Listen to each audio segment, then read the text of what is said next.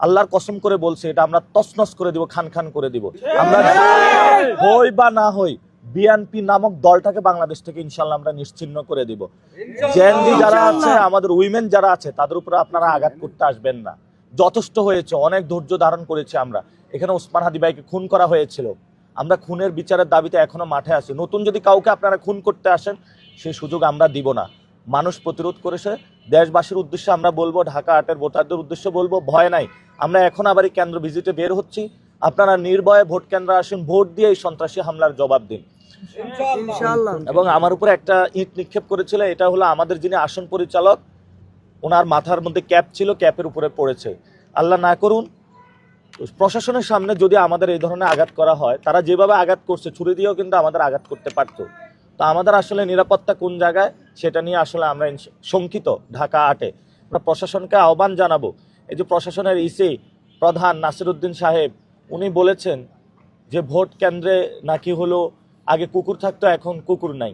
তো এখন তো ভালো কথা, কুকুর নাই, মির্জা আব্বাসের সন্ত্রাসী বাহিনী আছে। আপনি মির্জা আব্বাসের সন্ত্রাসী বাহিনীকে কেন ভোট কেন্দ্রের সামনে জমা করতেছেন এবং ভিতরে তাদেরকে স্পেস দিচ্ছেন? এটা রকিবুল হুদা কমিশনের মতন যদি আপনি নির্বাচন আয়োজন করতে যান, এই প্রশ্ন কিন্তু আমরা রেখে গেলাম। এবং সেনাবাহিনী সামনেই কিন্তু আমাকে আঘাতটা করা হয়েছে। এটা সেনাবাহিনী এবং প্রশাসনের সামনে আমাকে আজকে আঘাত করা হয়েছে।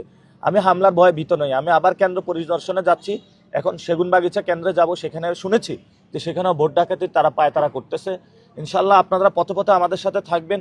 ঢাকা ৮-এ সুষ্ঠু একটি ইনশাল্লাহ আমরা ইলেকশন করতে চাই। আমাদের উপর অনেক আঘাত করবে, হামলা করবে, মামলা করবে, সব কিছু করুক, কিন্তু আমরা দমে যাব না। আমাদের লড়াই এবং এই গণতন্ত্রের লড়াই ইনশাল্লাহ চলতে থাকবে। এবং যত গন্ডগোল মির্জা আব্বাস মহিলা কলেজে তারা করতেছে, তারপরে আমরা সেখান থেকে আমরা রেলওয়ে উচ্চ বিদ্যালয়ে সেখানে গেলাম। যাওয়ার পরে আমরা ভিতরে গেলাম। ভিতরে গিয়ে একজন ভোটার যিনি ভোট দিয়েছেন, আমি বললাম আপনি ভোটার, তাহলে ভোট দিয়েছেন? হাতে তার সিল লাগানো ছিল, হ্যাঁ ভোট দিয়েছে। তাহলে ভিতরে কি করেন? বললো যে এটা মির্জা আব্বাসের এলাকা। এরপরে প্রিজাইডিং অফিসার, একজন সাংবাদিক আমাকে বলল যে প্রিজাইডিং অফিসার এখানে ডিরেক্টলি বিএনপির পক্ষ হয়ে কাজ করছেন।